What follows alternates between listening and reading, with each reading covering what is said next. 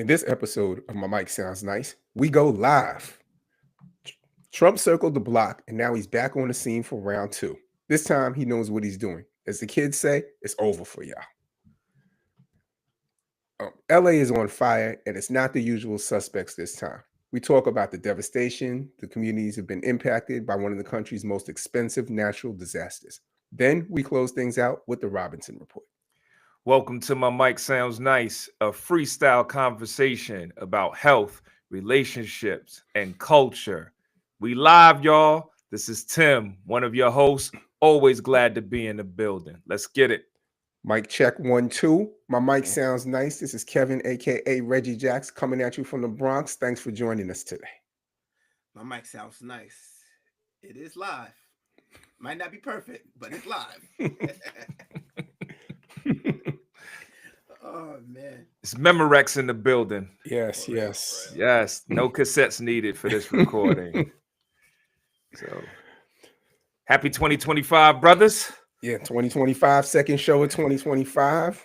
We about to find out who's going to be in the Super Bowl soon. Yeah. I'm down here in Maryland, and it's getting real hot on this 95 corridor between DC and Philly. But I could definitely say with Jaden Daniels, it's giving kind of that old school 87 Doug Williams vibe, man. I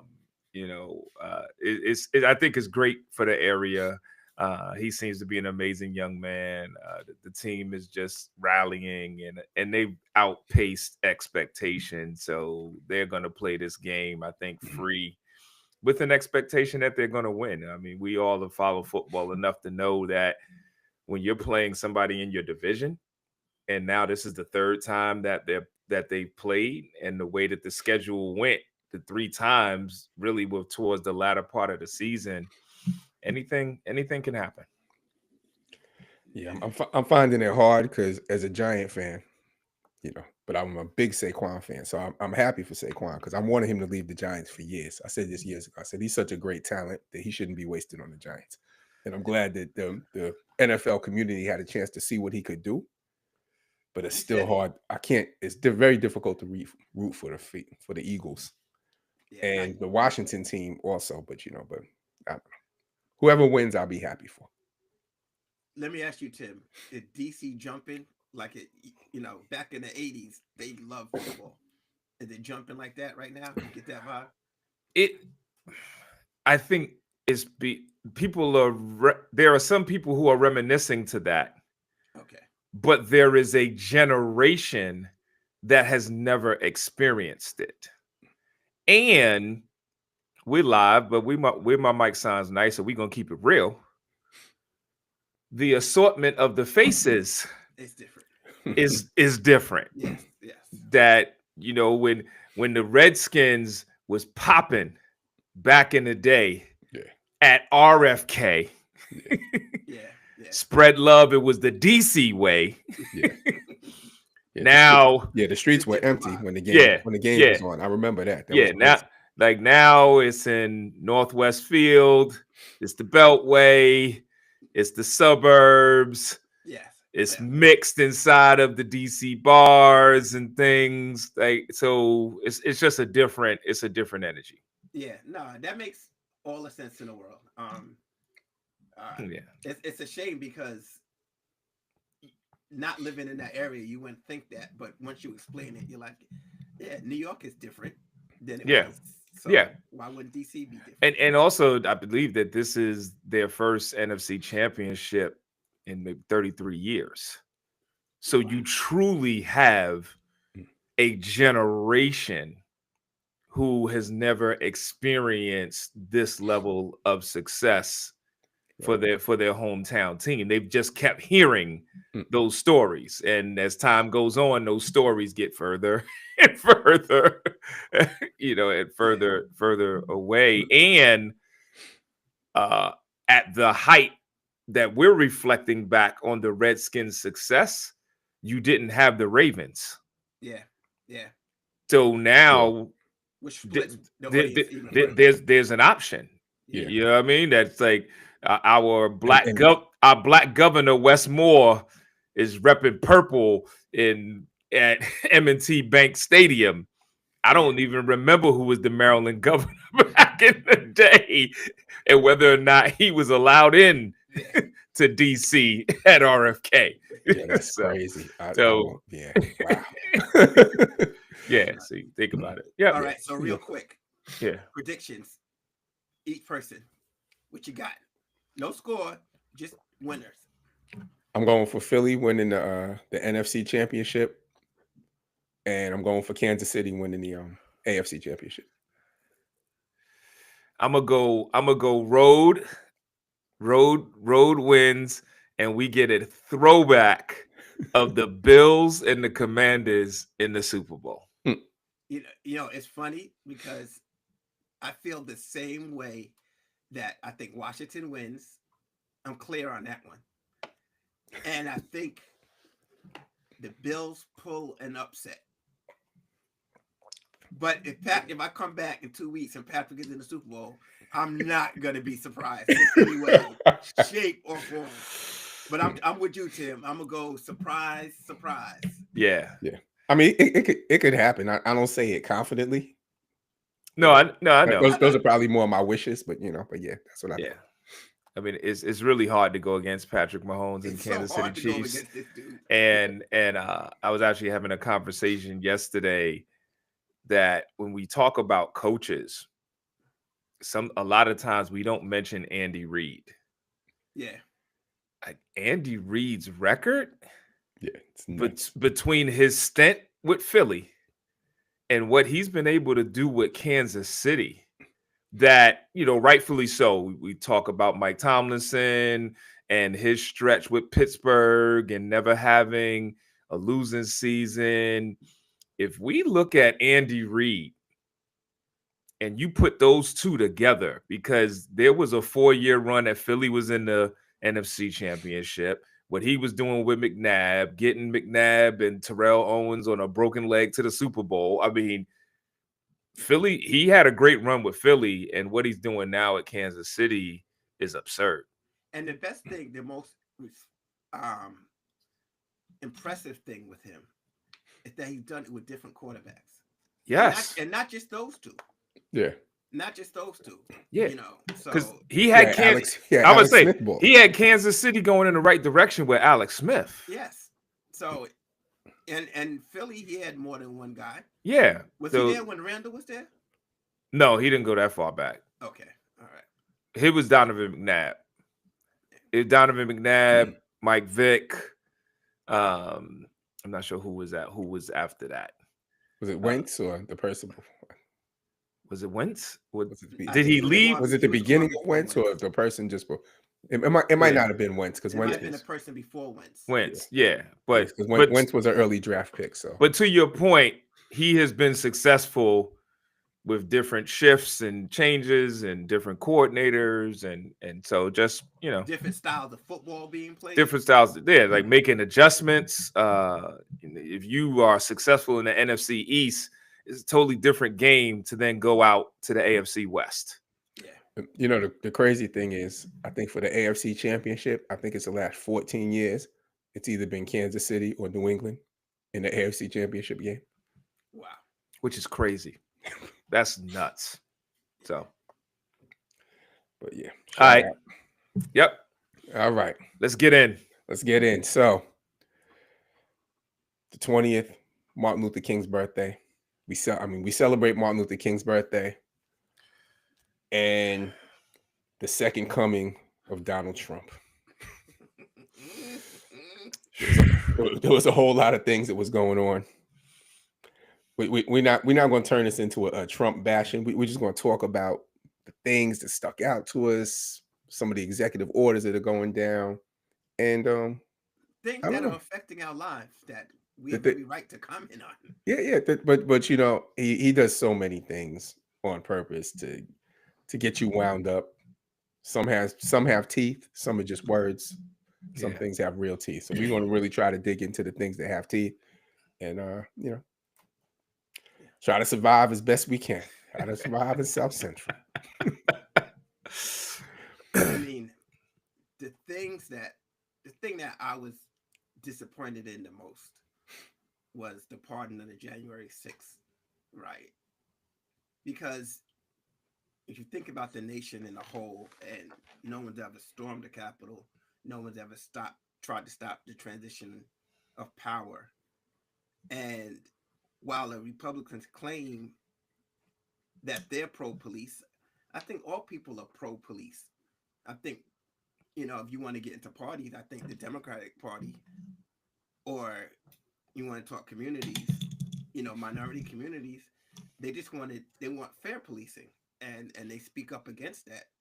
But no one wants to see police officers hurt and attacked by anyone of any color at any time. And on January 6th, there were people who really hurt the police. A man had a heart attack from being tased by a January 6er. That January 6er is going home. And then the executive order not only said that they were pardoned, but they were pardoned with prejudice, which means that that's it. You can't bring charges in any other shape or form. It ain't without prejudice, even though some judges are bucking up against that. So that, for me, was the most disappointing thing. And if he was going to do the pardon, it would have been nice if he would have did it on a case-by-case basis. Because in fairness, some of them may deserve a pardon, but not a blanket pardon like he did.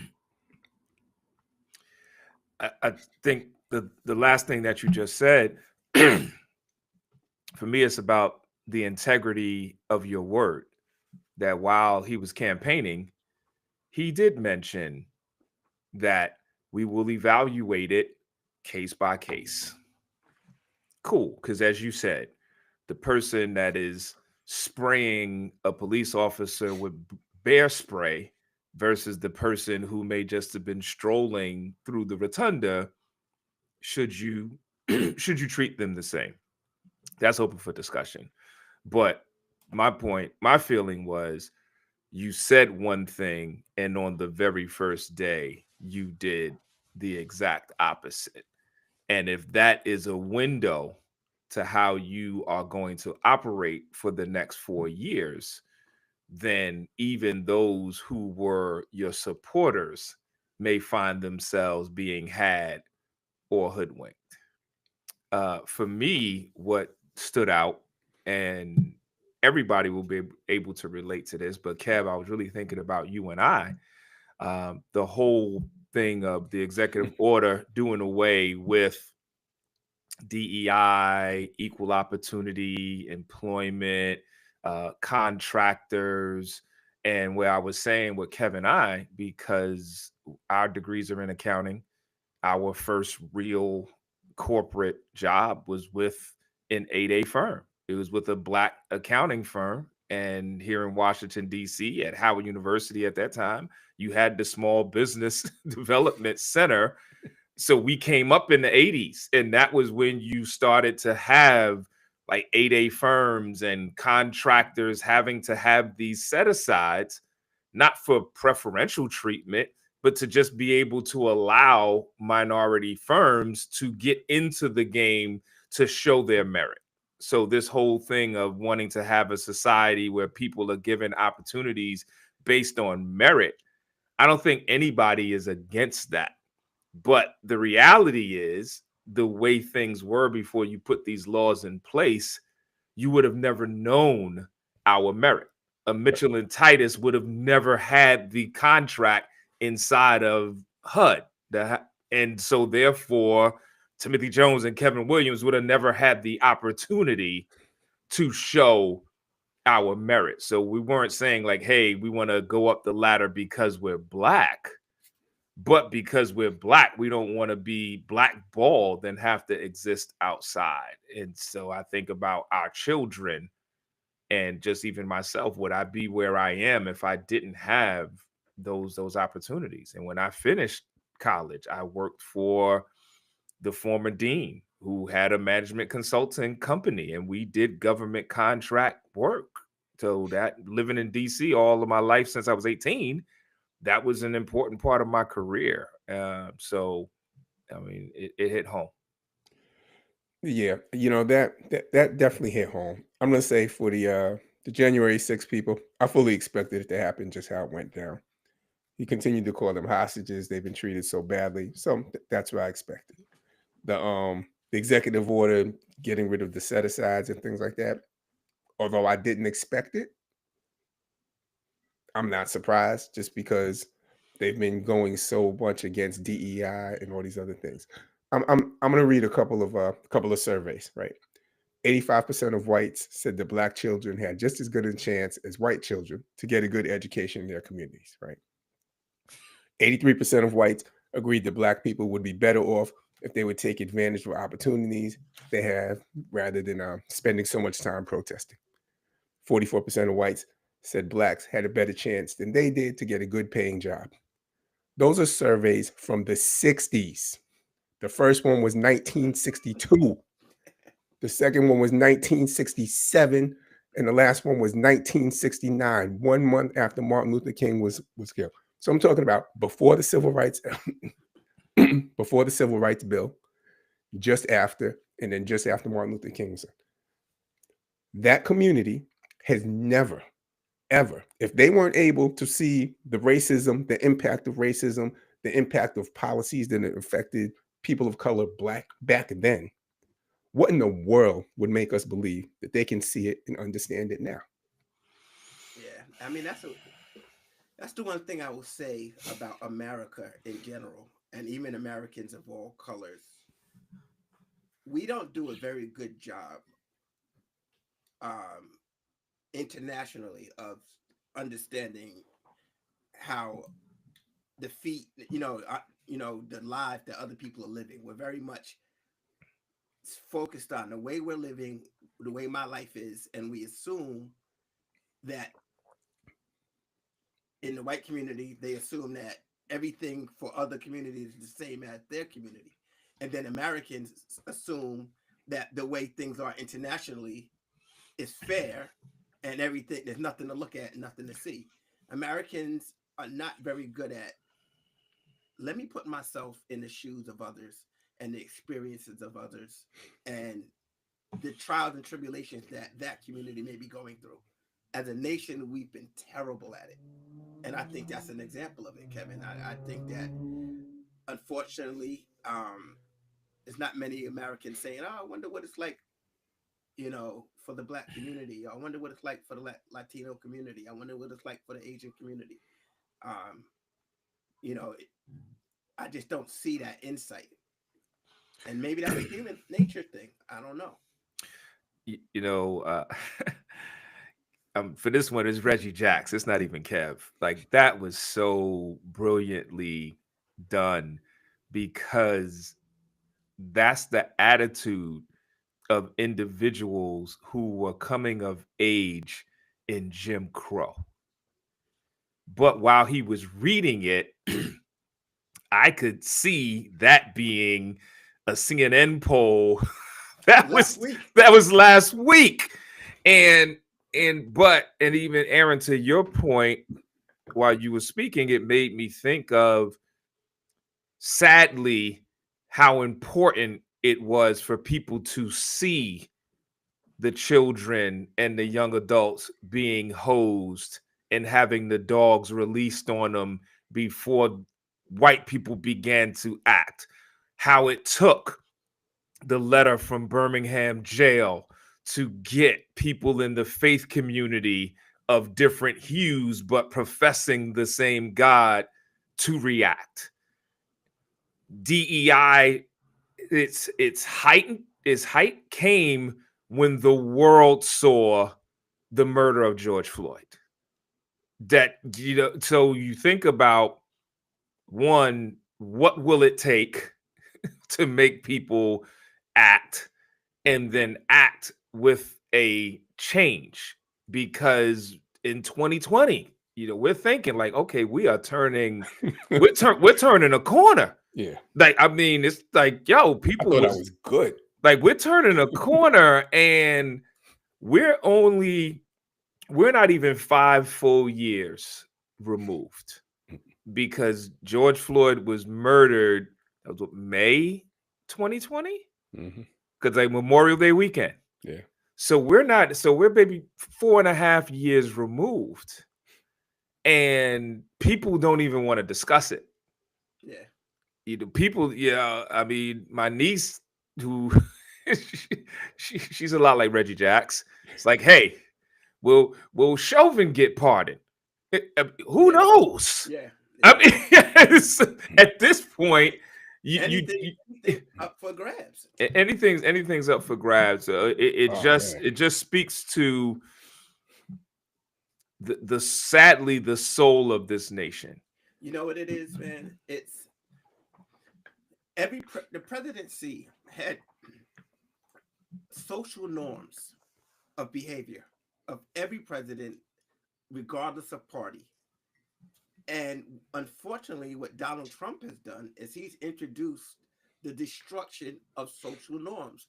There were many rules in place that curtailed presidential behavior that didn't require a law. But presidents just said, hey, these are the rules I play by.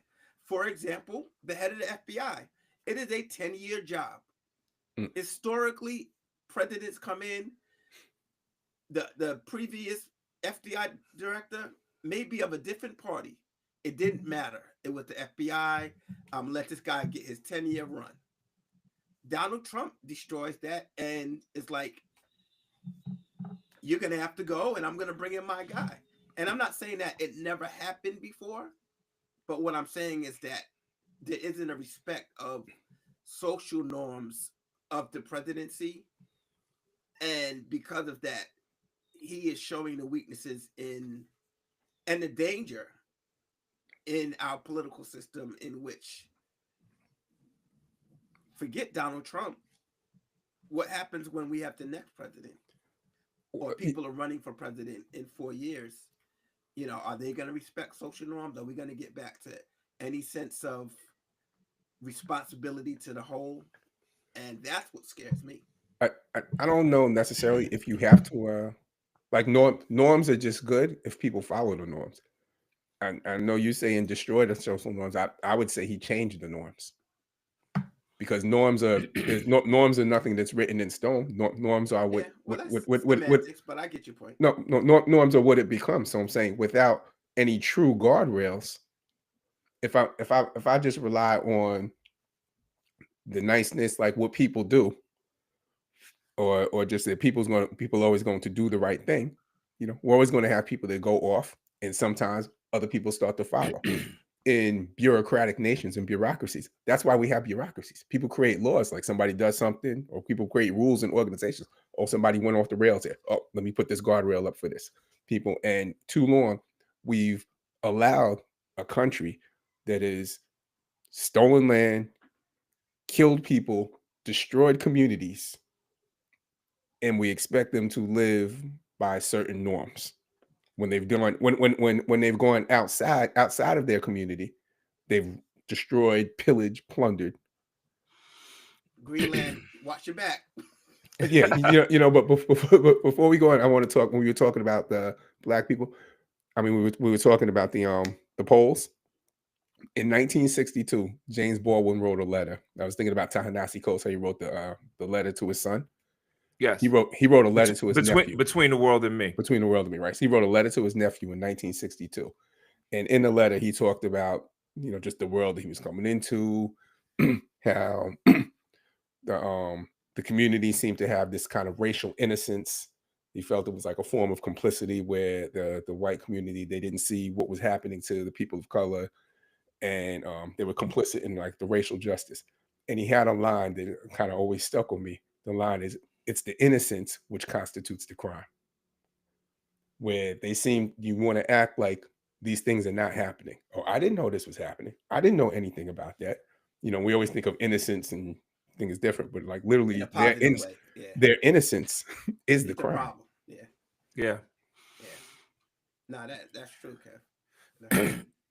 And I mean, the last thing to this segment, there also seems to be corporations that are following the lead of government.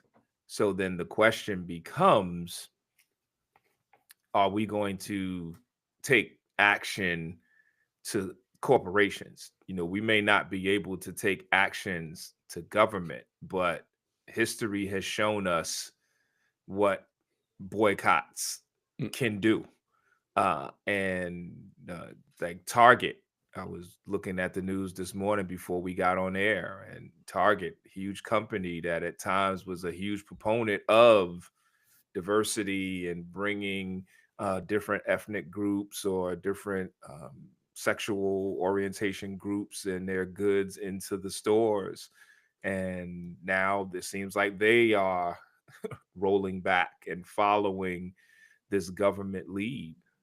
So I think we're going to have to really ask ourselves, what are we willing to do? Because based upon even what you just said, Kev, I would say to that innocence, I think there's a level of complicit that will come by us maybe giving a blind eye, or to what you said, Aaron, that's like, okay, if it's not affecting my personal life, do I feel the need to respond to it? And our silence or our apathy uh, can be dangerous at this time. If you do, you should, if you want the world you would like to live in, you need to speak up. Yeah. You want it one way, but it's the other way. Yeah. Yeah. All right, Marlo. No, I mean, we're living in a time in which that I forget the I guess she was a bishop, I'm not sure, who spoke at the National Prayer Breakfast. I don't see how anyone with any spiritual self could see those words as negative, or and the vitriol she got in speaking them is sad to me, because all she asked was for grace and understanding of others. She was asking him to be godlike. But to your point, and we're going to transition from this, where you was talking about tradition and norms. It's a norm that when you are sworn in, you place your hand traditionally on the Bible. His wife was holding two, his hand was not on them. Nope. It's norms, tradition. You have this prayer breakfast, and you may hear messages from different faiths and things of that nature. We are living in a time where, for President Trump, his acknowledgement of faith is based on his convenience. And so what you had was this breakfast happening because it normally happens. But it was so clear in his countenance. There was nothing that could have been said from that pulpit that really would have resonated or moved. She was brave in saying what she said. Now the kickback that she got, once again, it just shows where the soul of the nation is. and so I have a yeah. question. I have a Yes. question for you. Where, at least to me, it seems very clear that this isn't a man who's really spiritual in any way. And I've seen him ask questions about faith and prayer, and he'll be like, the evangelicals, they really love me. And he starts talking about everything but his own personal journey. And he has the right to feel whatever he wants to feel. But he seems to be saying, I am a man of faith. My question to you, Tim, is everyone has seen that he hasn't put his hand on the Bible. Everyone has seen that he doesn't name Bible quotes or a book in the Bible that he likes, or anything spiritual you ask him, he diverts. but yet he has leadership in particularly the evangelical community supporting him.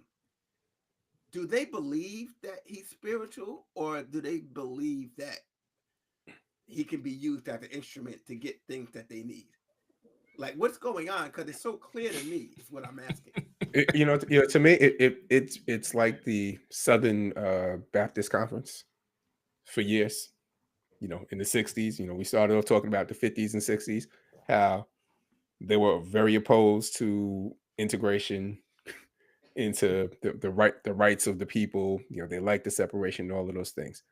And it took them a long time to kind of admit that they were wrong. I think it was the 80s or the 90s. But then you had, within the past 10 years, people were complaining. Some of the black churches within the Southern Baptist Conference were complaining, and they basically got ran out for racism. And I'm talking within the past 5 years or so. So to me, they have used religion. There's a certain segment of people that have always used religion to support the things that they wanted to do, to support their racism, to support their their cocoon that they want to live in. And he works with them. He's seen as a guide, a guidepost for them. He's like, yeah, I can follow this guy because he wants to do what I want to do. Okay. Yeah, I mean, he is, honestly, is exactly what Kev said. He touches on the issues that resonate the most with them. There is a large population within that space that believe that he is God's chosen for such a time as this. That's what I'm asking. They really believe that? Yes. I'm saying that.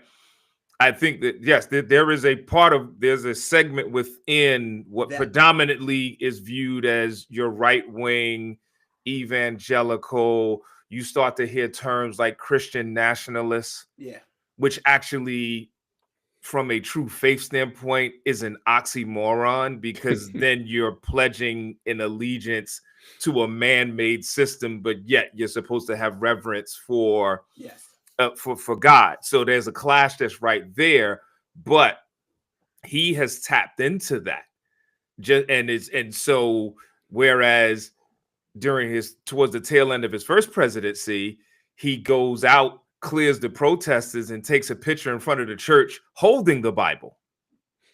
Then, while he's running for his second term, he comes out with his version of the Bible.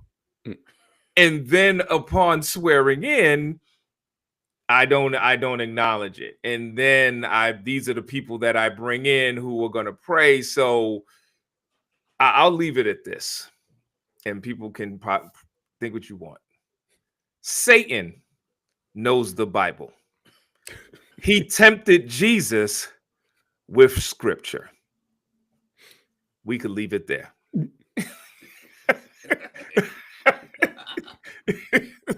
So, yeah. And fellas, we are, as we'll say, on to the next.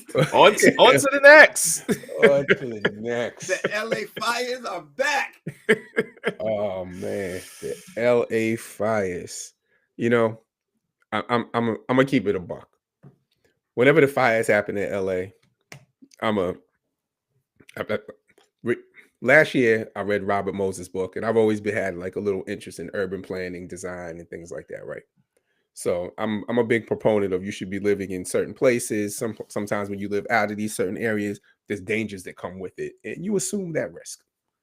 A lot of times when I heard the fires, I'm like, oh, they're living in these mountains. I watch Fire Country. I see the commercials of Fire Country, CBS. I'm like, y'all living in these mountainous areas where, there's not much support. You don't have the infrastructure to really support these fires. Fires, as a science teacher, I know fires are naturally occurring things. And so I'm just like, man, I know it stinks. It's too bad, but you probably shouldn't have been there. And that was the first tack that I took when these fires started taking place. Then when I recognized that, wait a second, it's coming down into the neighborhoods. These winds are whipping these embers around, and all types of people are catching it. Then I had a different take. I had to adjust my thoughts. I had to come up with some new norms. So you know, it's a horrible thing. It's an awful thing. I was talking to a friend, and he was telling me how one of their homes, a friend of his house, burned down, and he lost 7,000 albums. I could have Ooh, cried right there. wow. I was just thinking about that album. It's like, oh my god. But yeah, so you know, And you know those are just 7,000 regular albums. it- Those are hot, hot joints that he collected over he years. yeah, man, yeah, it's tough. You know, it's where you find the stage where you find yourself in life is probably not the best indicator, but it does play a role in how you process things that I'm watching. And first, it's seeing this pattern of these weather anomalies. And especially now over these past few years, being a consultant where I travel a lot more than I had before. And so it's like, okay, I've been to LA a couple of times, but I really wasn't sure of the county. So when they're saying this fire is in this county, it's like, okay, well, where is that in respect to here? And to Kev's point, and on the onset, it's like, oh, it's off in the mountains. And then at first, it's like, oh, what's being burnt are multi-million-dollar homes. And your first thought, which sometimes is not always the most righteous thought, it's like, oh, they can rebuild. They have the resources, but then it's like, no. Like you just said, like the memories that's in those homes. And then my son lives with us. So we have a dog with us. So I've grown this affection with our dog. Then I'm seeing that they're talking about the pets that were stranded and left behind. So I'm finding myself thinking about things that if this would have happened 10, 15 years ago, we all would have probably been having a totally different conversation. Then I'm learning about Altadena Yeah, and learning about the history of that and how that neighborhood was really formed in part for the result of redlining. And so it's this historical neighborhood, one of the first where blacks were able to build homes. And so you're building generational wealth. And all three of us now are blessed to be homeowners. I was late to join the club. So then my wife and I, we're having these conversations now that if something happened that we would have to leave, what is it that we're grabbing? And you just don't think that way when you're renting. You don't. Yeah. and so your heart goes out, but then you're also just seeing, no matter how mighty we think we are, that we will always be subject to nature. Yeah. No, 100-mile-an-hour winds. You know, I was at my barbershop yesterday, and You're looking good this morning. Let me say that, because if we went,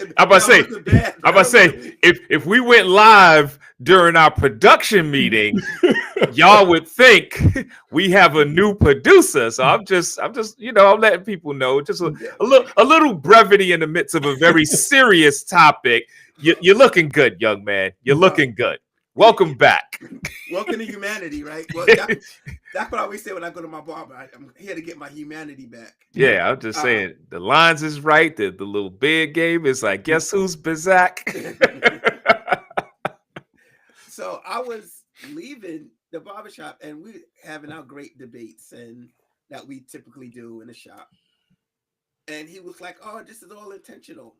These are arsons, and you watch in 7 to 10 years, they're going to be rebuilding LA, and it's going to be a train that goes through this, and I think he's right. The redevelopment situation is going to be crazy, and LA will never be the LA that it was. I mean, that typically happens in any disaster. But I don't think people understand global warming and 100-mile-an-hour winds. In fact, I don't think I've ever heard of a 100-mile-an-hour wind that wasn't associated to a hurricane in my life. Now, they may have occurred and they just didn't get on the news, But in terms of informing me Yeah. in the media, I don't think I've ever heard that not associated with a hurricane. Yeah, Or like a I typhoon. know of 60, like six. I've been in like 60-mile-an-hour gusts, Yes. but Yes. 100-mile-an-hour winds with fire in it. Yeah. Yes. So to that point, I want to say that's category 2. It's Close. Like, I That's think it's like category. it's like Yeah. at a borderline of 1 and 2. Yeah, that's like low cat 2 wind without a hurricane. Yes. And to Kev's point, what's being blown are embers. And then you hear that an ember can fly a mile and land and start another fire. Yeah. So, yeah. And I just think. And air is a oxygen is a combustible, component to help fires grow.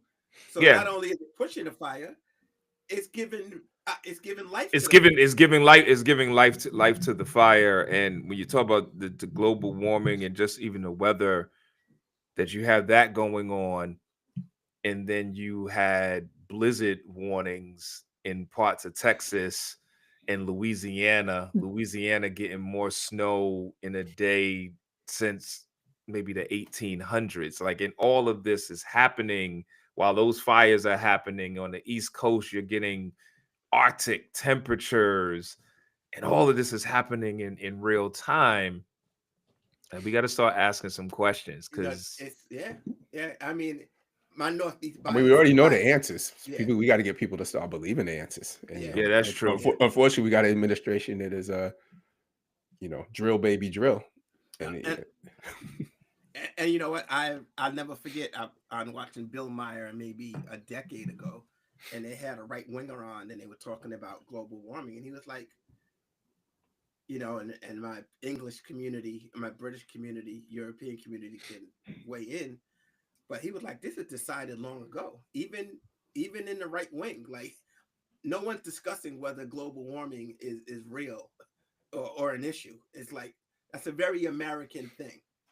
And I don't think we kind of realize that. The rest of the world is like, hey, we got a problem, let's fix it. And they haven't politicized it. And I think part of that is many of the largest energy companies are here in America. The Chevrons and the Exxons and the Texacos, and they're all here. So, but yeah, I feel bad for the community. I definitely do think, from speaking to people out in Cali, that there is some fires being started on purpose, but I think that is a small thing.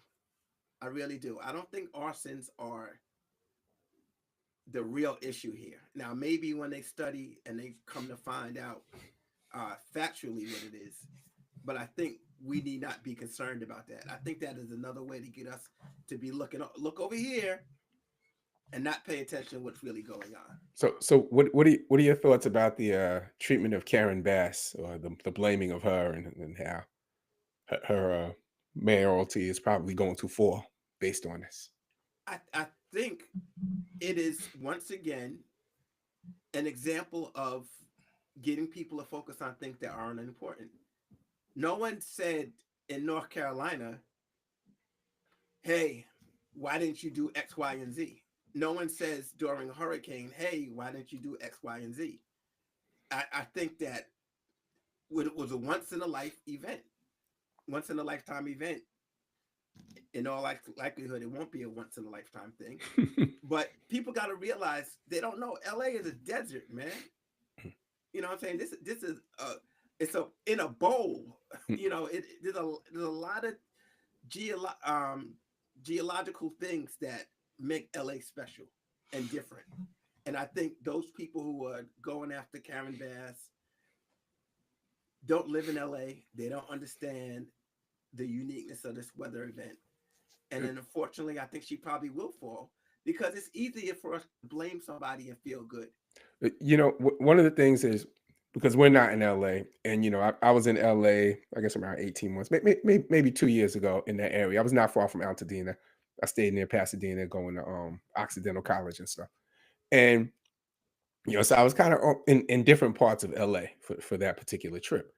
And I didn't realize how vast, like the LA County, like, I got my New York sensibilities where I'm in New York City, and outside of New York City, yeah, that's the state. LA County, the LA city, but there's other cities within LA County.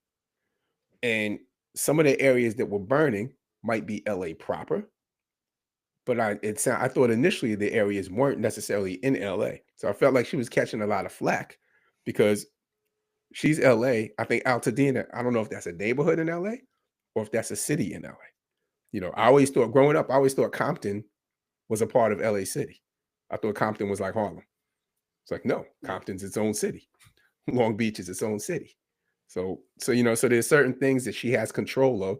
Beverly Hills is its own city. There's certain things she has control of in other places that she doesn't. But I feel like she's seen as she's the target for the entire county, which is unfair because she doesn't have any control over the entire county.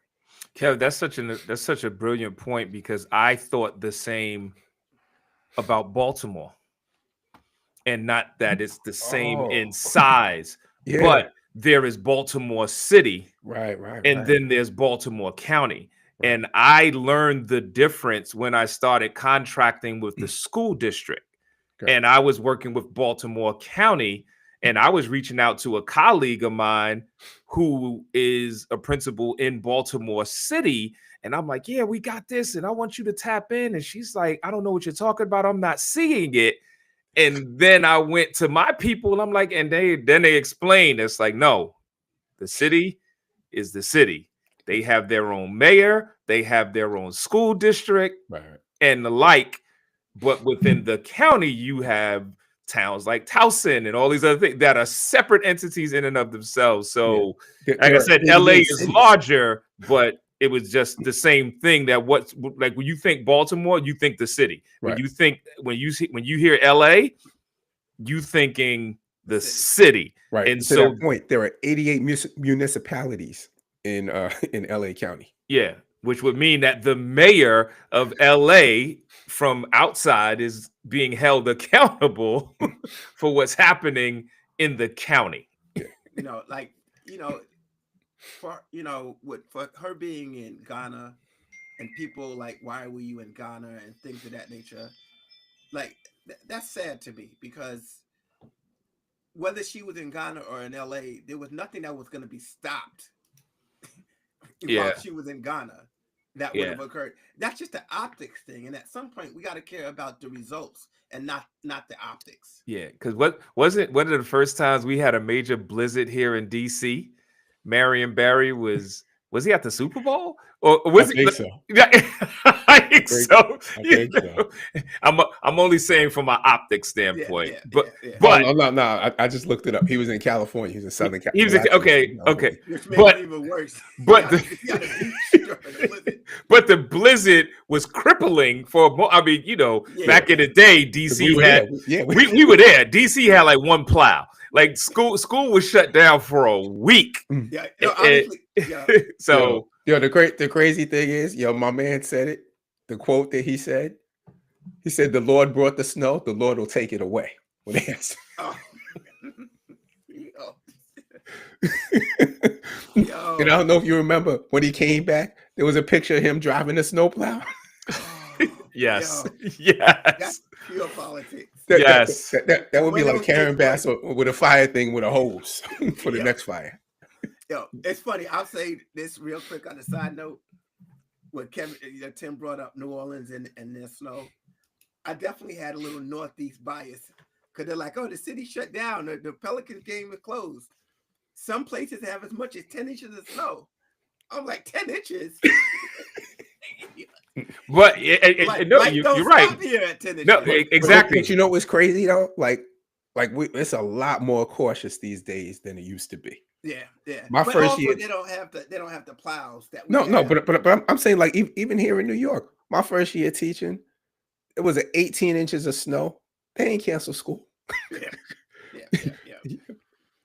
Everybody show up. No school canceled.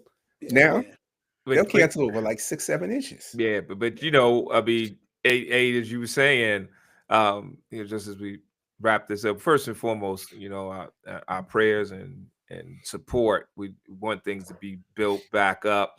To your barber, whether it's conspiracy, you are starting to hear like because LA has the summer games in 2028. And there's going to be a much faster rebuild than what took place after Katrina. I'm sure. And so, but that whole geological impact that New Orleans is a bowl. Yeah. And so when the water it sat there, Yeah. if it gets 10 inches of snow and it's in a bowl, it's gonna fall different than it does in different jurisdictions. But we all operate from Northeast bias. I mean, I've been here long enough in DC. We get crippled with 6 inches, and my brother lives in Syracuse, so he always laughs. He always laughs at us. And but we definitely gotta pay attention to the weather and the policies and the things that go along with that. So Yes, everybody need to get hit to New York's plan. Buy sanitation truck that you can throw a plow on the front of them and get busy. That's how New York does it. But also like for those who are homeowners, where you live, pay attention to your insurance policies. Because I think there was some about State Farm. There were a lot of companies who were canceling people's fire insurance that now you have this happening. So I mean, Tim, I'm nowhere near the water. I'm about 3 miles away from the water in Freeport, and I just recently changed insurance. But I also added national flood insurance because you don't know. You just never know. And I ain't never seen an ounce of water over here. But yeah, with Global, yeah, and it was like $300, $400. I was saying to Kev, now if I don't get this and my house floods and I didn't do this for $400, oh man, it'd be like, Kev, can you loan me $400? And being a person that has had a catastrophic loss of their house, facts, with more than 26,000 gallons of water, you want to make sure you're good. Facts. Yes, and this did not happen on the coast of anything. No. So where we going? You know where we going. You know where we going. Robinson you know what time it is. Yeah. What's giving you life? What's giving you life? What's making Reggie Jackson mad? No doubt. Hey, let's start with you, our producer who got us on live. We running right on time. We got about 7 minutes left of this broadcast. We feeling good. You look good. What's bringing life, baby? Brothers, Redman, Muddy Waters 2. The Funk Dr. Spock is back in the building, a.k.a. Reggie Noble, Brick City Stand Up. He came back. I'm so appreciative of this album, man. First of all, it's like 32 songs, which is crazy. But it's like a double CD. Yeah. But the crazy thing about it is it sounds like Redman. It sounds like beats that Redman would rap on, but it doesn't feel dated, if you guys understand what I mean. It's like a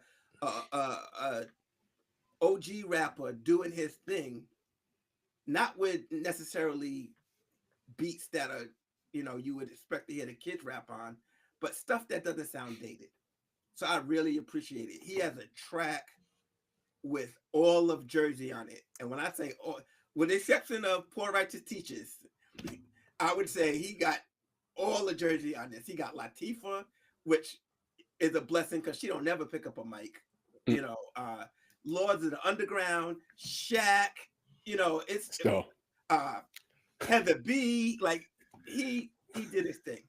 It's produced by Redman, Rockwaller. Eric got a track on there. There's some other producers also on it. Orange Man. What's my man's name? Orange Jones. The guy from that used to be on Def Jam. Orange Juice Jones. Orange Juice. Orange Juice Jones. I saw you standing in the rain. Yes. Oh. Kev, don't give that story. Keep it moving. Yeah. Keep it going. I'm glad. Keep it going. I'm glad for the brother. But that dropped on 12/24. Muddy Waters came out 12/10/96. So it's nice. I appreciate it. That's mine. Yeah, I think Redman as an MC has proven to be timeless. Yeah, which is something that speaks to how you were saying it doesn't sound dated, but it sounds true.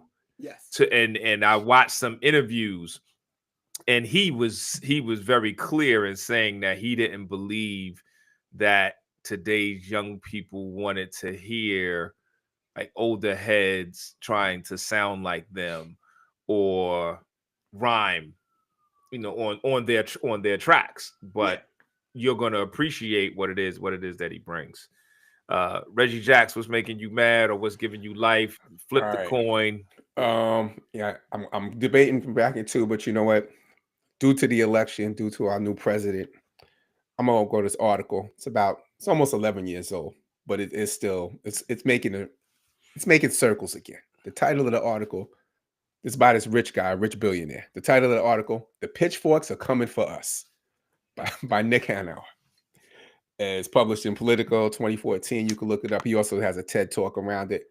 And basically, he's talking about the economic inequality in the U.S.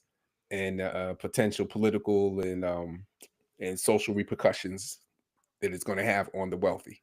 He talks about just the income gap between the highest people and the average worker in corporations, public frustration with the system, feeling like we don't have any voice. And then watching Trump the inauguration with Trump and all of the billionaires behind him just kind of continues to feed that, where the social class just feels like there's nothing that we can do. The middle and lower class feels like there's nothing we could do. It's an interesting article. He's calling for some reforms. And basically he's saying that there's no place in the world where you have this type of income inequality where revolution has not occurred. Now, I'm not saying we heading towards revolution, but that there's definitely going to have to be a change. And one of the things he talks about is like how trickle down doesn't work. Where basically, if he's a billionaire, like let's say that he makes as much money as 1,000 people, his yearly salary is 1,000 people's worth of salary. He's not buying 1,000 people's worth of pants. He's still only buying 3 or 4 pants in a year. He's not buying like 4,000 pairs of pants, 200 cars and all of these other things. So like the trickle down that they talk about can't really work. Like the math just doesn't math. Yeah, like he's not going to the grocery store for 1,000 people. Right. He's just going for his house. Wow, great read.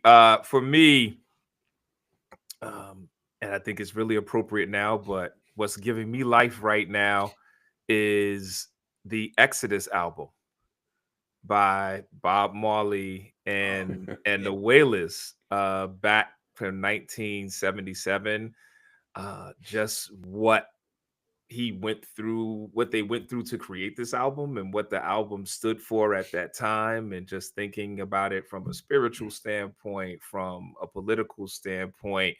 I was on a plane watching the movie One Love for like the second or third time, and it highlights the production of the album, and just listening to it in the context of listening to the Exodus album during the first week of the Trump presidency.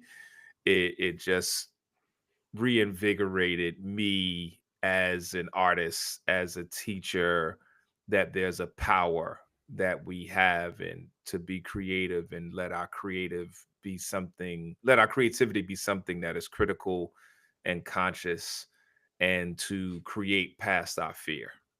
So that's what's giving me life. That's what's up. That's good. Great show, brothers. Yep. This is Tim shouting peace till next time. My mic sounds nice. This is Kev, aka Reggie Jacks. Peace and love. Thanks for joining us live. My mic sounds nice. This is A. One down. A bunch more to go. We in the house, fellas. Live and direct. Till next time. Peace. Peace. We nailed it. Ah. We nailed it. Yo, we just made your life so much easier, huh?